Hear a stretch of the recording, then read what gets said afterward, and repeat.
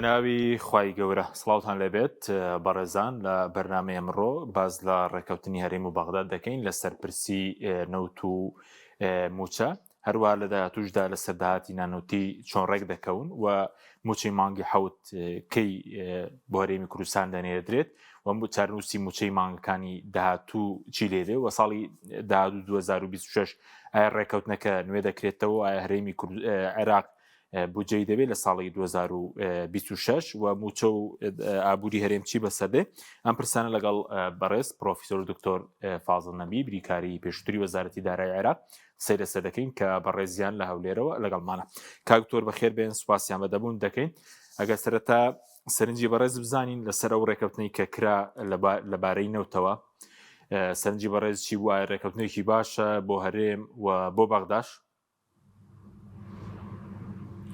سپاس کاکە حەکیم، سڵاو ڕێزم لۆ جەنابت و لۆ بینەرانی خۆشەویست. بەحقیقت طبعاً هەموو ڕێکەوتنێک جانبی ئیجابی و جانبی سەلبی تێدایە، بەس دایمەن ئینسان تەماشای دەکات ئەگەر جانبە ئیجابیەکەی لۆ هەر ملەتێک باشتر بی لە سەلبیەکە کەواتە ڕێکەوتنێکی باشە. بەڵێ ڕاستە لە جانبە کە ئەگەر تەماشای بکەی نەوتی هەرێمی کوردستان ینی بەغداد تەبڵی ئەوە لێت داد کە نەوتی هەرێمی کوردستان کەوتەوە بەردەستی ئەوان و ئیلا ئاخریه، بەڵام بەو شکرە نییە کاوان باسی دەکەن. بەڵام بەنسبەت هەرێمی کوردستان مەجموعەیەک سوودی هەیە. سوودی یەکەم کە زۆر مهمە لە لای هەمومان ئەوەیە کە هەر کات نەوت بڕوات و 120 ملیارەکە تەسلیم بکرێت کەواتە ئەتوو زەمانی موچەی فەرمانبەرانی هەرێمی کوردستان کرد. ئەوە بەلای ئێمەوە زۆر مهمە، بەلای بەرپرسانی هەرێم زۆر مهمە کە موچەی خەڵک بدرێت. خاڵی دووەم بە حەقەت کە مهمە ئەویش ئەوەیە کە جارێکی تر نفتی هەرێمی کوردستان دەچیتەوە سەر خاریتەی جیهانی کە ئینشاءالله سبەی ڕۆژێ گەربووینە دەوڵەت کەواتە ئەمە نەفتەکەمان دیارە بەرەو چێ دەڕوات. خاڵی سێم شەریکاتی نەوتی لە هەرێمی کوردستانی ترسیان نامینی کە بەجێ بێلن ئینتاج نەکەن، بەڵێ لەمە دووە ئینتاجی خۆیانەکەن و ئینتاجەکەیان زیاترەکەن، کەواتە ئەوە زەمانەکە کە بنیەی تەحتی نەوتی هەرێمی کوردستان لە هەرێمی کوردستان بمینی و بە زیندوی بمینی، واتە بە نەشاتەوە بمینی. بەنسبەت بەغدا طبعاً ئەوانیش مەجموعەیە قازانجیان کردیە. قازانجەکەی یەکەمیان ئەوەیە هەروەکو باسم کرد لە تەغریدەکەی خۆی ڕئیس وزەرای عێراقی دەڵێ ئەوە ڕێکەوتنێکی تاریخیە لۆ یەکەمین جار دوای 18 ساڵ ئێمە نەوتی هەرێمی کوردستانمان وەرگرتەوە و با بڵێن لە ساڵحی خەزێنەی دەوڵەت. خاڵی دووەم کە بە حقات ئەوان قازانجیان لێ کردیە بۆڕیەکەی هەرێمی کوردستانە، چونکە ئەو بۆڕیە مادام نەفتی هەرێمی کوردستانی پێبڕوات کە تاقەکەی بە حدودی ملیۆن بەرمیلە ڕۆژانە، کەواتە ئەوان دەتوانن نەوتی کەرکووچیش کە عاسێب بوو لە دەستیان دەتوانن لە ڕێگای ئەو بۆڕیە بنێرن و سبەی ڕۆژێ وەکو بۆڕێکی احتیاطیش دەتوانن بەکاری بێن ئەگەر خوانە خواستە هەر کێشەیەک لە خەلیز دروست بوو. خاڵی سێیان بە حقات ئەویش کە زۆر مهمە بەنسبەتەوان ئەوەیە کە هەرێمی کوردستان پێشتر بە 120 ملیار موچەیان دەناردەوان، ئێستا لە حدودی چونکە نەوتەکە ئەوان بە گرانی دەفرۆشن کاکە حەکیم، وەکو ئێمە نایفرۆشن، ئەوان بە حدودی 63 تا 64 دلار ئەو نەوتەی هەرێمی کوردستان دەفرۆشن. لۆیە ئێستا کولی ئیرادی کە دەگەڕێتەوە خەزێنەی دەوڵەت لە هەرێمی کوردستانەوە دەچیتە خەزێنەی دەوڵەتی فیدرال لە سەروی 600 ملیار دینارە. ئەوانە هەموو خاڵی ئیجابینە لۆ بەغداش. لە هەمان کات خاڵی ئیجابیشی لۆ شەریکاتی نەوت تێدایە کاروەکو باسم کرد ئەوانیش کەوتنەوە سەرپێی خۆیان و ئیشی خۆیان دەکەن، کەواتە دەتوانین بڵێن لەو ئیتیفاقە هەر سێلایەن مستەفیدن و ئینشاءالله بە دەرەجەیەکیش موچەخۆرانی هەرێمی کوردستان. بەڵێ بۆچی بەلە عێراقەوە بڵێن گرنگ بوو کە نەوتی هەرێم وەربگرێتەوە؟ پەیامی سیاسی تێدا بوو کە نەوت خۆی هەناردەی بکاتەوە سۆمۆ، چونکە سوودانی وتی 18 ساڵە چاوەڕێی ئەو پرسن ڕەنگە لە ڕووی ئەو بڕەپارەی کە بۆ هەرێم دێ و خۆتە ناگەدارن زیاترە لەوەی کە هەرێم بەژاری دەکات لە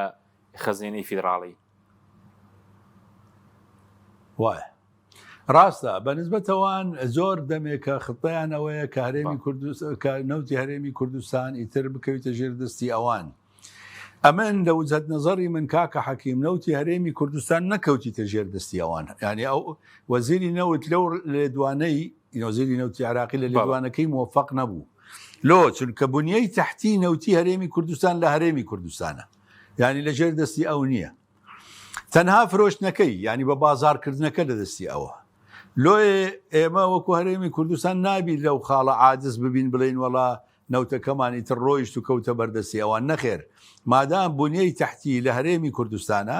ئێمە هیچ ئیشکالێکمان نییە لەو جانبە بەڵام ئەوان وای لێک دەدەنەوە لۆ خۆیان وەکو چی پێ دەڵێن ینی خاڵێکی بەهێز لە ئینتیخاباتی داهاتوو بەکاری دینی بەڕێز سوودانی و توانیتی کە بەکاری بینی وەکو خاڵێک لۆ با بڵێن دیعایی هەڵبژاردن بەڵ بینە سەر بڵین ڕێکەوتنەکە دەڵێن بۆ 3 مانگە ئەوە پێوەستە بە یاسای بودجە و ئایا دەرفەتی درێژکردنەوەی هەیە ئەم ڕێکەوتنەی کە کراوە بەڵێ کاکە ئەو ڕێککەوتنە طبعاان هەتا کۆتایی ساڵە بێتیبار هەتا سیوێکی 12 لە وزەت نەزاری حکوومەتی هەرێمی کوردستان طبعاان لۆچیش لەبەرەوەی مەفرۆز بوو تا ئێستا طبعاان وەزارەتی دارایی عێراق بودجەی ساڵی 2026 ئامادە بکردایە بەڵام نەیان کرد واسەوبەکەی ئەوانیش ئەوەیە کە لە 11 ئینتیخابات دێ و لە ساڵی 26 حکوومەتێکی نوێ تشکیل دەبیت مەفرۆزە ئەو حکوومەتە نوێیە مەسئول بی لە با بڵێن موازنە بەڵام دەبواە وەزارەتی دارایی نا موازنە ئامادە بکات بەس نەینێرنە پەرلەمان نەیدەنە حکوومەت جارێ بەس ئامادە بی هەر وەخت حکوومەتی نوێ هات بدەنە حکوومەتی نوێ حکوومەتی نوێ پەسەندی بکاو بینێریتە پەرلەمان بە هەر حاڵ لە موازنەی نوێ هەرێمی کوردستان بە تاکید شڕوتی تری دەبی و پێویستە ئێمە لە هەرێمی کوردستان لە ئێستاوە خۆمان ئامادە بکەین لەوەی کە ئەو هەموو غەدرەی کە لە موازنەی 2019 2021 23 24 25 لێمان کرا لە هەرێمی کوردستان ئەو غەدرانە لا ببین ئەو کاتی خۆی بەفکردێ من دەمگۆ بۆمب ئەو بۆمبانە نەمینی ئیتر مەفروزە مادام نەوت تەسلیم ئیراداتیش بە جۆرەی دڵیوان تەسلیم دەکرێت کەواتە مەفروزە ئەو غەدرانە هەڵبگیرێن لە ناو بودجە لۆیە هەرێمی کوردستان دەڵێ با بڵێن ئیتیفاقەکەمان ئەوان ناڵێن لۆ 3 مانگە لۆ کۆتایی ساڵ هەندێ برادەر کە لە مەوازی موازنە تێناگەن ممکنە دەڵێن لۆ 3 مانگە ئەنجا کاکە حەکیم ئەگەر هاتوو موازنەی عێراق تاخیر بوو و تاخیریش دەبی طبعاً لۆ چونکە حکوومەتێکی نوێ دێ ممکنە حکوومەتەکە لە مانجی 2 ساڵی 26 تشکیل ببی ئەگەر موازنەی 26 تاخیر بوو دەکرێت ئەو ئیتیفاقە کاری پێ بکرێت لە مانجی 1 و 2 ساڵی داهاتوشتا ئەو کاتێک کە موازنەی 26 دادن دەرێ و پەسەند دەکرێت بەڵێ دوای دینە زیاتر لەسەر بودجە قسە دەکەین بەس وەکو موچەی مانگی حەوت بەپێی لێ دوای هەندێک بەرپرس بێت لە هەرێم دەبوو ئەمڕۆ خەرج کرابایە و کارەکەی چیە کە ئەمڕۆ نەرێدرا ئایا سپەی و دوو سپەی موچەی مانگی حەوت خەرج دەکرێت سپەی دووشەممە یان سێشەممە خەرج دەکرێت ئەزانیە من لەگەر هەندێ وەسایلی ئەعلام لەگەڵ هەندێ بەرپرس نیم کە دەڵێ دەبێ ئەوڕۆ سەرف بکریان سبەی سەرف بکرین ئەوە ڕاست نییە لە وجهت نەزەری ینی مالیەوە گەر تەماشای بکەیت چونکە تو تا کۆتایی مانگ ئەو حەقت هەیە کە وەزارەتی داراییش ئەو حەقەیەیە کە تا کۆتایی مانگ هی مانجی حەف سەرف بکاتی چونکە هیوانی مانجی نۆیە تەسەووری من ئەوان ئەیانەوێ مانجی نۆی خۆیان تەواو بکەن ئینجاهی ئێمە سەرف بکەن بەس مهم ئەوەیە کە دەبێت لە مانجی نۆ لەو هەفتەیە دەبێ موچەی مانجی هەفتی هەرێمی کوردستان بێت جا سبەی دێ دوزبەی دێ سێزبەی دێ ئەوە مەوزوعی زۆر مهم نییە زۆر چەلب نەبین پێی مهم لەو مانگەم موچەی مانجی هەفتی هەرێمی کوردستان دێت لەو هەفتەیە سەرف دەکرێت لە مەفتەیە خەرج دەکرێت تا پێنجشەممە بەڵێ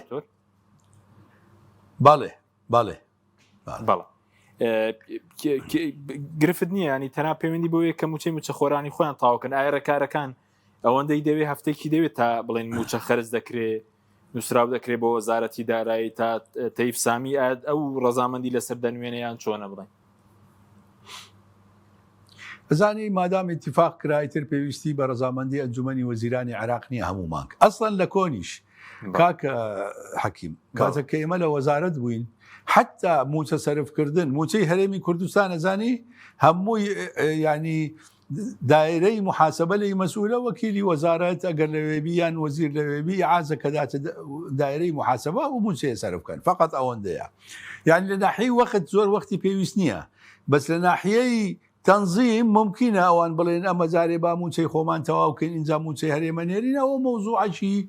زۆر مهم نییە یعنی ئەمن بەڕاستی زۆر لەگەڵەوە نیم ئەو مەوزوعە مناقەشەی لەسەر بکرێت بەو شکلە سبەی دێ 2 ساعتی دیدێ دوزبەی دێ نەخێر مهم لە خلالی بانگەکە موچەی ئەو مانگە سەرف بکرێت ئەوە مهمە بە نسبەت هەرێمی کوردستان باڵ وتت لەمە دوای واژۆی تەوی سامیشی ناوێ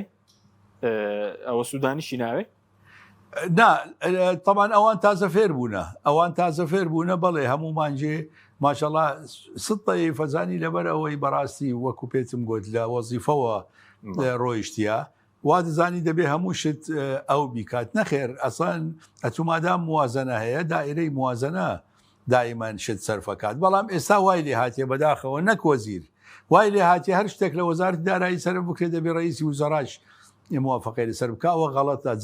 زمانی ئێمە نەبوو ڕئیسی وزەرا بە هیچ شێوەیەک حەقی نەبوو بەمە بڵێ فلان شتراگرن و فلان شت ئێمە موازنەمان هەیە مسادقە کرایەوە خۆمان سەرفی دەکەین بەڵام ئەوە نیزامە کە ئیتر لەو فترەیە دروست بووە بەس لەمە دوا پێویست بە ئەنجومەنی وەزیران ناکات وەزیری دارایی خۆی دەتوانێت چونکە ئیتیفاق هەیە وەزیری دارایی عازێک دەداتە دایرەی محاسبە و دایرەی محاسبە موچەکە سەرف دەکات بەڵێ پەیوەندەکانتان هەرماوە لەگەڵ تەیف سامیان تێک چووە لە ماوەیە کاکتۆر وەڵی تۆ زۆ کە تێک چوو چونکە من بەڕاستی لەسەر هەرێمی کوردستان پیا و ئەزانی ئینسان ناتوانانی ئەتو کاتێک کە ببینی شتی غەڵەت بەرامبەر هەرێمی کوردستانە کرێ و لی بێدەنگ ببی نەخێر وەخاسەتەن ئەو کاتێک کە نووسراوەکەیان کردبوو ئێوە پارەتان نەمایە لە مانجی پێنجەوە بە فکرت دێ من جوابم دانەوە لە تەلەڤیزیۆنە عەرەبیەکان جوابم دانەوە بە تەلەفۆن جوابم دانەوە ئەزانی تۆزێک لەوە دڵگران بوون بەڵام ئەوە حەقا ینی ئەتو ناتوانانی لەسەر ناحەق قبول بکەیت ئەمن بلە حیاتم مزایدەم لەسەر حەق نەکردیەوە خاستن ئەگەر حەقەکە حەقی ملەتی خۆم بی حەقی کوردستان بیت لۆیە ئەوان غەدرێک گەورەیان کرد بە و نووسراوی کە کردبوویان لۆیە تۆ زۆ کە ساردی کەوتە بەینمان بەڵێ زۆر چاکە بۆ موچەی مانگی حەودەوە بەرەزوتر لە مافتەیە ئەی بۆ موچە ئێمە جگە لە موچەی مانگی حەوت 5 موچەی تریشمان دەمێنێ ئایا هەمویان دەدرێت و ئایا دەبێت چی بکرێ بەوەی کە نەفۆت ینی ڕێکارەکان چی بکرێ و ئایا لەو ماوەیەدا کە ماوەیە 3 مانگمان لە بەردەماوە 5 موچە دەرێ بۆ موچەی مانگی حەوتی شۆ بڵێن 6 موچە کاکە حەکیم بە حەقات ئەگەر پیاو لە ناحەی مالیەوە تەماشەی بکات ئەمن دائیمەن چونکە ئەمن دووربینم دائیمەن بە خۆتەزانی قسەکانی منیش هەمووی وابزانم هەرچی قسەکەم کردبی هاتەجێ یعنی هیچ قسەکی من نییە کە نەهاتی بیتەجێ ئەمن دائیمەن بە دووربینی و بیناءن لەسەر معلومات و ئوسوسی علمی و منطق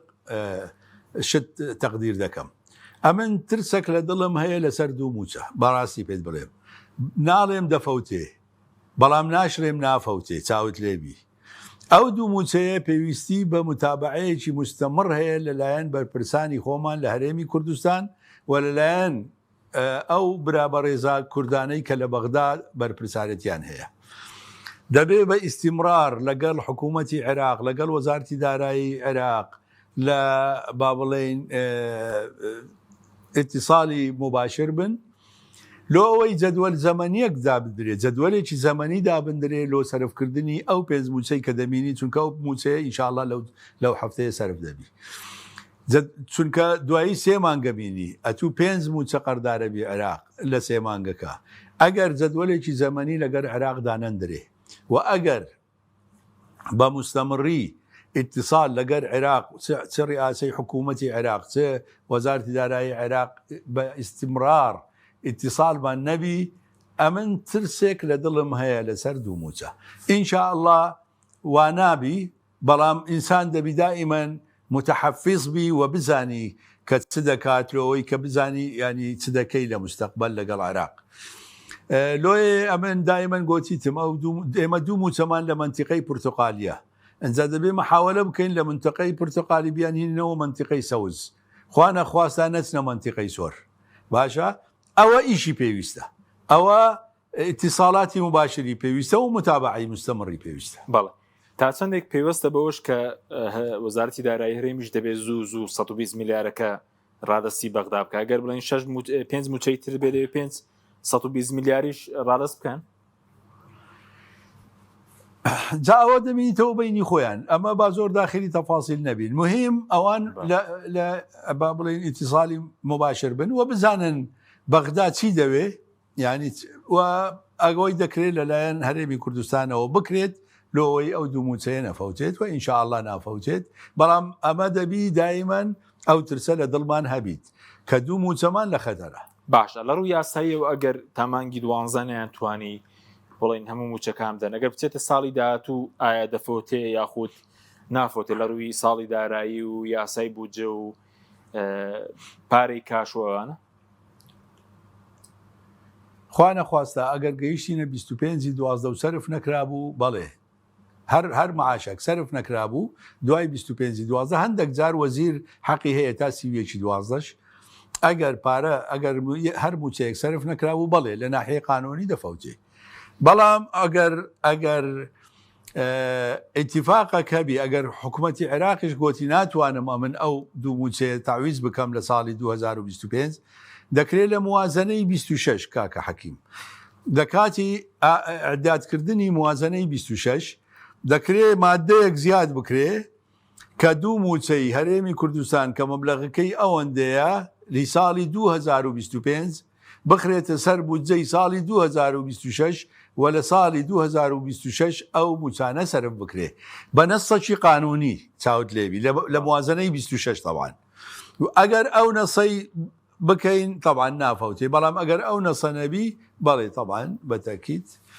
دەفەوتێت بەڵام هەروەکو گوتم ئومێدمان زۆرە کە ئەو متابعەیە لەلایەن بەرپرسانی ئێمە ئەوانەی لە بەغدانە هەبیت و ئەوانەی خۆشمان لێرە لەوەی کە ئینشاءالله نەفەوتێت باشە وەکو پارەی کاش کاکتۆر کێشەی عێراق بۆ من نتوانێت لەو ماوەیەدام دەبڕە پارەی لە بەردەستدا بێ پارەی موچەخۆرانی هەرێم بدا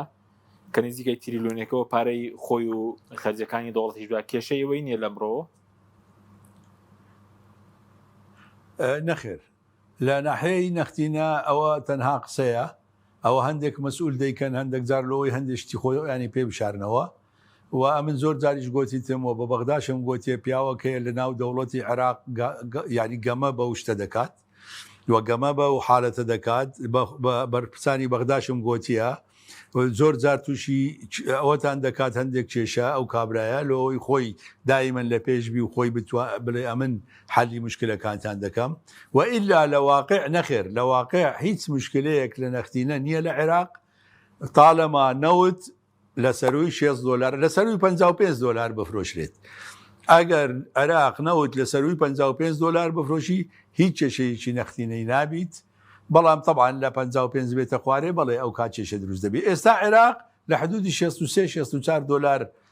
نەوت دەفرۆشی لۆیە نەخێر پارێکی زۆری لەبەردەستەوە ئەگەر تەماشەیمانکانی پێشووتر بکەین هیچ مانگەک لە 7 ملیار دینار عفوان 7 ملیار دلار نەوتی کەمتر نەفرۆشتیە کە نزیکی 10 تریلیۆن دینارە ئیزافەتەن لەگە تریلیۆنێک لە ئیراداتی ناوەخۆ یعنی عێراق پارەیەکی باشی لەبەردەستە بەڵام هەندێک جار هەروەکو گوتم بەرپرسەکەیە ئەو گەمە بە وەزع دەکات و لە هەمان کات هەندێ بەرپرسی تریشەیە لۆ مەرامی سیاسی بەکاریدین باشە کاکتۆرەوەی کە بەرز باسێکتە بەشداری هەرێم لە بڵێن داهاتی عێراق مانگانە دەوروبەری 600 ملیار دینارێک دەبێت پێشتر بڵێن وەزارەتی دارایی هەرێم دەی و داهاتی نەوت هیچی بۆ ئێمە نایەتەوە ئێستا داهاتی نەوتی هەرێم بۆ ئەوەندە بۆ عێراق بڵێن 500 ملیارێک مانگانە دەچێتە داهاتی عێراق وەکو قازانجی بڵێن دارایی لەبەر دوو سەبەب سەبەبی یەکەم جەنابت دەزانێ ئەتو ئەگەر نەوت لە ناوەخۆ بفرۆشی سعرەکەی زۆر کەمترە لەو سعرەی کە سۆمۆ دەیفرۆشی لە دەرەوە ئەم بە جەنابتم گوت سۆمۆ بە $63-64 ناوتە فرۆشی بەڵام ئەتوو کە لە ناوەخۆ بفرۆشی بچینە بە $35 بفرۆشی کەواتە فەرقەکەی گەلک زۆرەوە نییە ئەوە جانبک جانبی دووەم زۆریشی ممکنە لۆ دەست حەقی کۆمپانیایەکان دەڕۆیشت ئێستا عێراق تەحدیدی کردیە بە $16 بەڵام پێشتر لە هەرێمی کوردستان ممکنە $24 $21 بە گوێرەی ئەو ئیتیفاقاتانەی هەبوو لۆ لۆ شەریکاتی نەفتی دەڕۆیشت لە فکرت نەچی ئەوەش کێشەیەک بوو لۆیە ئەو داهاتە کە عێراق بیفرۆشیت زیاتر دەکات. باش کاکتۆر پێ وایە ینی زیاتریش بەرز بێتەوە ئێستا وەزیری نێوچە عێراق وتی لە خۆناغ یەکەم 190 میلیارە خۆتان ئاگادارن لە یاسای بودجە بڵین 190,000 بەرمیل لە قۆناغی ئێستادا 400,000 بەرمیل دیاری کراوە پێ وایە بەرز بێتەوە بۆەوە ینی داهاتی نەوتێرێ زۆر زیاد بکە ینی یاخود بڵین دووقات بێتەوە بۆ عێراق. بەڵێ کاکە حەکیم لە ئیتفاقیەکەش هەیە کە یەواش ئینتاجی نەفت لە هەرێمی کوردستان زیاد دەبیتەوە و هەر زیادەك ببیتەوە دەبێت سۆمۆ بیفرۆشێت تەنها 50,000 بەرمیل ڕۆژانە لۆ هەرێمی کوردستان دەبینیتەوە. بەڵێ تەبعاان بەتەکیید کاتێک کە کۆمپانیەکان بگەڕێنەوە سەر ئیچی خۆیان دەست پێ بکەنەوە بە شێوەیەکی تەدریجی ممکنە بگەنەوە 400,000 بەرمیلەکە بەڵام بە شێوەیەکی تەدریجی زیاد دەکات. بەڵێ دەینە سەرداهاتی نانەوتیش بەڵام وەکو بودجەی 2026 زۆرێک پێیان وایە ڕەنگە 2026 بودجەمان هەر نەبێت درەنگ حکوومەت پێکدێ خۆتان ئاگدارن ساڵی بڵین 2021 لە مانگی دا هەڵبژاردن کرا حکوومەتەکەی سوودانی لە کۆتایی مانگی دەی ساڵی 2022 تەشکیل کرا پێ وایە یاسای بودجەمانە یاخود بەرەزوت دەگەر یاسای بودجەش نەبێ بۆ 2026 کێشێک دروست نابێت لە ڕووی موچە اینجا پشکی هەرێمیش بێت جگەر لە موچە بۆ پرۆژەکان بۆ خەرجیدان و دەستگاکان. بەحقت طبعاً ئەگەر بودجەش نەبیت لە ساڵی 26 احتیمال دەکرێتە 1 لەسەر 12 بودجەی ساڵی 2025 ینی ئەنجا بەتایبەتی لە جانبی تەشغیلی و لە جانبی ئیستیسماریش لە ئەو مەشروعانەی کە مستەمڕن تەنها عێراق ناتوانانی مەشاریعی نوێ بکات لۆیە کێشە نییە لە موچە و ئەوشتانە کێشە نییە. ئەما جوزئی دووەم لە پرسیارەکەت کە ئایا هەرێم حەقی هەیە ئێستا داوای شتیتر بکات لە دوێنێوە کە نەوتی هەرێمی کوردستان ڕۆیشتە حکوومەتی هەرێمی کوردستان حەقی قانونی خۆیەتی کە داوای تەواوی بودجەی خۆی بکات ینی موچە و ئەجزایی تر لە بودجەی تەشغیلی و بودجەی ئیستیسماری و بودجەی پەرەپێدانی پارێزگاکان و پترۆدۆلار ینی هەر 5 بڕگە لە دوێنێوە حکوومەتی هەرێمی کوردستان حەقی قانونی خۆیەتی کە داوایان بکات و بە تەسەوری منیش لەمە دوا داوا دەکەن و چونکە توکە حەقەکی قانونی تەبی لۆ داوای نەکەی لۆێ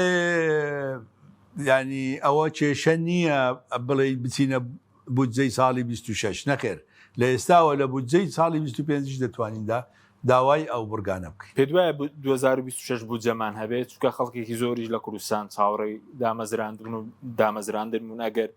کەمیش بێت و سنوورداریش بێت مەفروزە هەبیت لۆ چونکە ئەمن وەکی گوتم ینی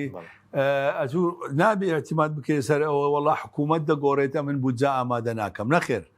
ئەتوو وەکو وەزارەتی دارایی بودجەی خۆت ئامادە دەکەی ئێمە وەکو جاران دەمان کرد مەسەلەن کاتێک کە ڕئیسی حکوومەتی نوێژ داهات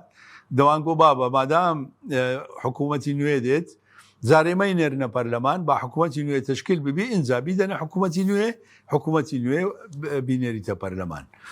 و ئەو حالەتە بووە مەسەن لە ساڵی 2019 حکوومەتی عێراق لە زمانی دکتۆر عەبادی بوو وابزانم بودجەی ساڵی 2019 یان لە 2010 ئامادە کردبوو و خۆشیان ناردیانە پەرلەمان بەڵام کاتێک کە حکوومەتی دکتۆر عادل عەبدولمەهدی تشکیل بوو پەرلەمان مسادقەی لەسەر نەکرد بودجەکەی گەڕاندەوە لۆ حکوومەتی دکتۆر عادل ووتیان خۆتان ئەگەر تعدیلاتێکتان هەیە لەسەری بکەن ئینجا لۆمان بنێرن لۆیە ئەوە یعنی لە نیزامی محاسبی مەجال هەیە مڕوونە هەیە بەڵامە تو بڵێ درستی ناکەم ئەوە غەڵەتە و حقیقەتەن شتێکی غیر قانونیە ئەگەر حکوومەتی عێراق شتێکی وا بکات. بەڵێ کاکتۆر هەر ئامادە نەکراوە بودجەی 2026 ینی هیچ ئامادەکارێکی بۆ نەکراوە لە وەزارەتی دارایی عێراق چونکە ساڵانی ڕابردوو بڵێن مانگی دە ئەوانە ئامادەکاریەکە تا مانگی 11 دەگەیشتە پەرلەمان هیچ ئامادەکارێک نەکراوە بڵین ئەمجارە ئەزانی وەکو مەبادی عام ئامادەکاری هەیە بەڵام وەکو بودجە خۆی بودجە تەفاسیلی نەخێر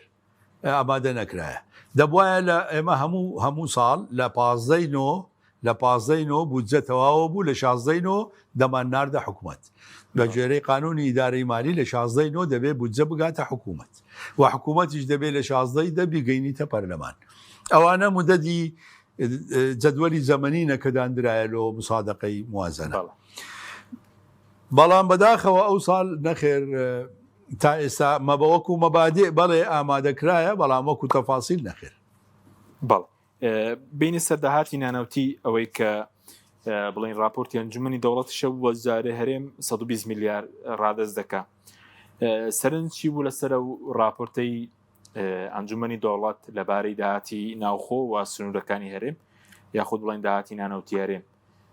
چۆن دەیبینی؟ ئایا لەم ساڵدا کاری پێدەکرێت لە داهاتووکاری پێدەکرێت؟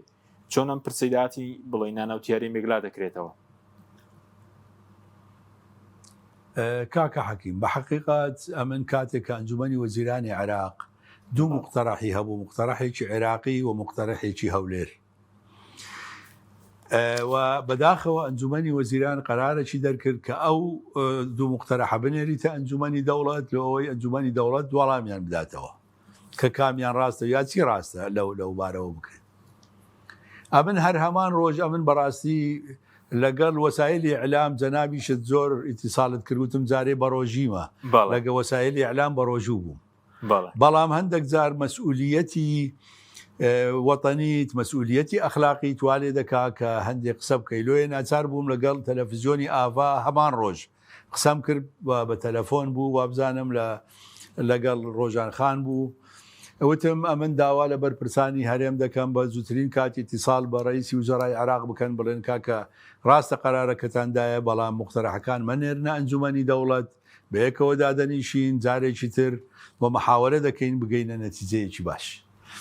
لۆ چونکە من دەمزانی ئەنجومەنی دەوڵەت وەڵامەکەی چ دەبیت بە گوێرەی قانونی ئیدارەی مالی و قانونی موازنە، چونکە قانونی موازنەی ئەو 3 ساڵە ئەمن ناوم لێ نابوو قانونی ئەنفالکردنی ملەتی کورد لەگەڵ جەنابیشت زۆر جار باسم کردیە. ئەمما قانونی ئیدارەی مالی کە ئەوە هەر کاریسەیە لە ساڵی 2019 بەداخەوە دەرچوو و من زۆر جاریش گلەیم لەو برادرانەی خۆمان کردی لە بەغدا خاستنەوانی لە پەرلەمان بوون لە قانونی بەشی قانونی، چونکە نەدەبوایە قانونێک بەو شکلە دەربچی کە تەماشای هەرێمی کوردستان بکاوەکو محافظەیەک. ئەزانیت لە هەموو بڕگەکانی قانونی ئیداری مالی هەرێمی کوردستان وەکو پارێزگایەک تەماشە دەکرێت. ئەزانی و مادەی 29 لە قانونی ئیدارەی مالی بە شکلێک سیاغە کرایە. طبعاً سیاغە قانونیەکەی غەڵەتە بەداخەوە چۆن عەبڕ بووە حتا لە لیژنەی قانونی لە پەرلەمان نازانم، سیاغە قانونیەکەی غەڵەتە. ئەنجا سیاغە قانونیەکەی بە شکلەکە سیرکە عێراقیەکان بە شکلێک ئەوەیان کردیا کە هەر وەخت بیانەوێ هەر شتێک لە مەسلحەتی خۆیان لە قەڵەم بدەن. مەسەلەن لە مادەی 29 لە بیدایت دەڵێ ئەو 50% هەموو ڕسوم و باجەکان و إلى آخره دەبی بگەڕێتەوە لەو محافظات. ئینجا لە ئاخری هاتی ئەڵێ باستثناء الضرائب والجمارك. شتیوانیە لە دنیاە ئەتو کە گوتت لە بیدایەت الرسوم والضرائب، ضرائب دووشتە، ضرائبی سلعی هەیە و ضرائبی خەدەمات هەیە. ضریبەی خەدەمات ئەو باجەیە کە برادرانی هەیئەی عامەی ضرائب وەریەگرن. ضرائب على السلع گومرگە، ئەتو چۆن دەیزارێکی تر دەی ئیستیسنایەکەیەوە. ئەنجا ئەوان بەوە چەلب بوون بەداخەوە ڕەئی مەجلیسی دەوڵەت زۆر خراپ بوو، کارەساتە بە نسبەت هەرێمی کوردستان. حتا هاتیتە ئەوەی کە دەڵێ حتا گومرگ نابی 50% بگەڕێتەوە لۆ هەرێم لۆ بەغدابی، یعنی باج و گومرگ و فرۆشتنی ئەموالی دەوڵە و غەرامات و نازان. ئەنجا نەسەکی تری عامیدایە دەڵێ هەر ڕسومەتێکیان هەر شتێک کە ئەگەر هاتوو بە گوێرەی قانونی ئیتیحادی یا قانونێکی مشابه وەکو قانونی ئیتیحادی چەسپێنرابی دەبێ 100% بگەڕێتەوە عێراق. کاریسەیە بەڕاستی پێت بڵێن، بەڵام کاریسەکە قانونی ئیدارەی مالی لۆمەی دروست کرد ئەو کاریسەیە لۆ هەرێمی کوردستان. بەڵام خۆشبەختانە تا ئەو لەحزەیە عێراق بەو ڕەیەی وەرنەگرتیە، ئەوە چونکە ڕەیەکی استیشاریە، بەڵام بەتەکید لۆ مستەقبل ئەوە مستەنەدێکە لە ژێردەستیانە هەر وەخت بیانەوێت دژی هەرێم بەکاری بینن بەکاری دێنن. ئێستا بە 120 ملیارەکە ڕازی عێراق، هەرێمی کوردستانیش بە 120ەکە ڕازی بوو. ئینشاء الله ئەوە نابیتە کێشە لە خلالی ئەو فترەیە، بەڵام لە مستەقبل لە ساڵی 26 و دواتر ممکنە هەر وەخت بیانەوەی بیکەنە کێشە دەیکەنە کێشە. باشە بەس کاکتۆر یاسای ئیدارەی مالی لە سەردەمی بڵێن دکتۆر فاسێن کە وەزیری ئیدارەی عێراق بۆ ئەو کاتە دەرچووە و بەشێک لە پەرلەمانتارە کوردەکان لە 2009 ئێمە بەرنامەمان لەسەر کرد ئەو کاتە بڵێن دەسەڵاتداران هێرێم نامەشیان نارد بۆ دەسەڵاتداران هێرێم بەڵام ئەو کاتە پێیان وا بکەنەوە تەسلیم ناکەنەوە داات بۆیە زۆر گرنگیان پێنەدا. دەزانی کووە ئەتوو کاکە حەکیم ئەیان توانی جارێ وەزارتی دارایی خۆی دەیتوانی ئەو کات بابرێن بە شکلێک تەنزیمی بکە قانونی ئیدارەی مالی لۆ ئەوەی ئەمن نارم ئیلا لە مەسلحەتی هەرێم بینا با لە مەسلحەتی گشتیبی عێراق بەڵام نەتەنها لە مەسلحەتی حکوومەتی فیدرال بیدژی حکوومەتی هەرێمی کوردستان ئەوە مشکلەکە ێزانی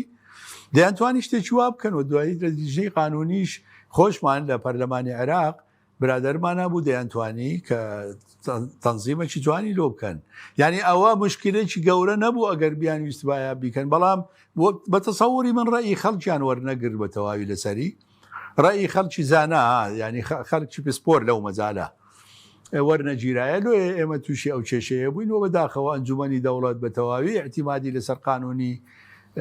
ئیدارەی مالی کردووە ئەو هەموو کارەساتەی 5-6 خاڵی کارەساتباری نووسێلۆ حکوومەتی عێراق بە نسبەت ئێمە کارەساتبارە بە نسبەت حکوومەتی عێراق نەخێر لە قازانجی ئەوان باشە بەس کاکتۆر پێشبین دەکەیت چەند دێسەبوون نەگەداهاتی هەرێم میزانی مڕازای ساڵی ڕابردوو بە تێک ڕاداهاتی نانەوتی بەپی راپۆرتی وەزارتی دارایی هەرێم بێت کە خۆیان بڵاویان کردەوە 391 ملیار ئەو دەوروبەرە بوو ئەنی بە پێ و راپۆرتی ئەنجومەنی دەوڵەت بێ پێرەچی سەبەغداد ئەگەر داهات 350 ملیار بێت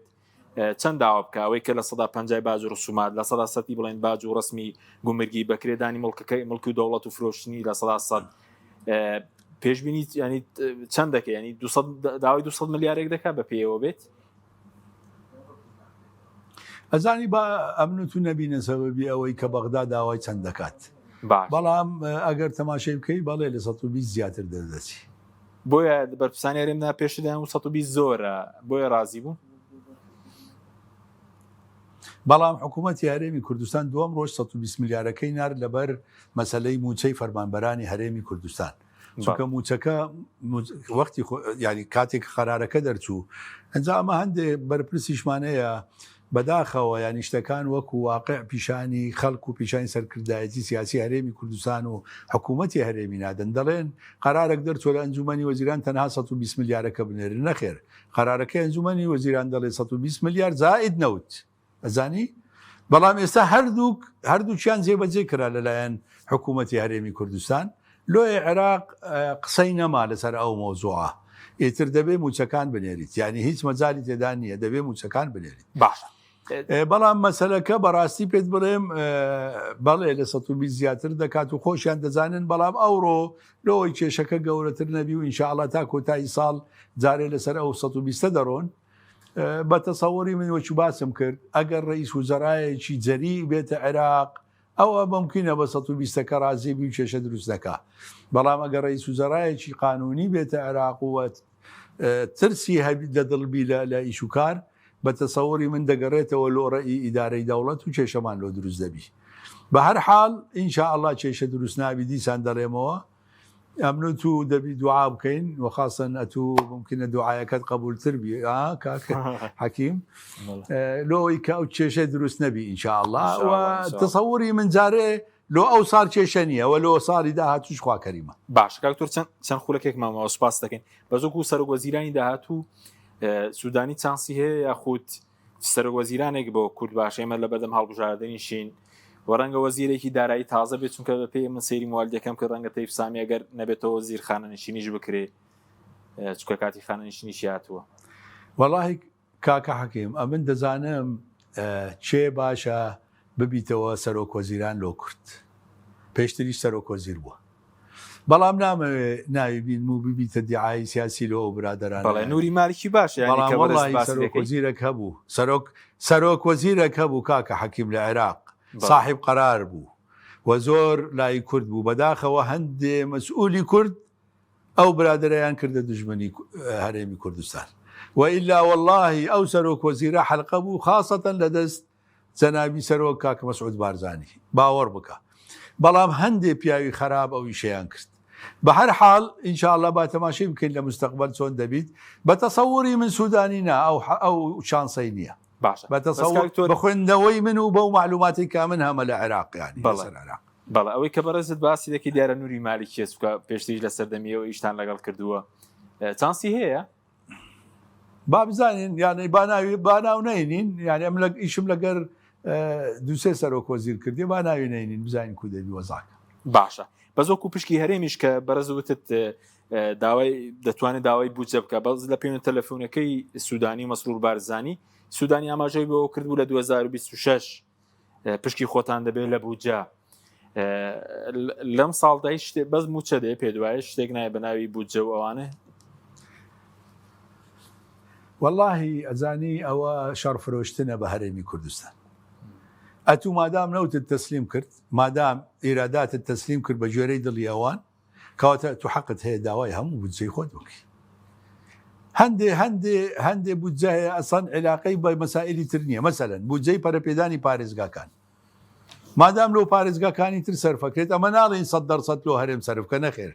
بەڵام چەندت لۆ پارێزگایەکانی خۆت سەرف کرد بە نسبە بە هەمان نسبەش دەبی لۆ هەرێمی کوردستان سەرفی بکەیت ئێستا نەوت دەڕوات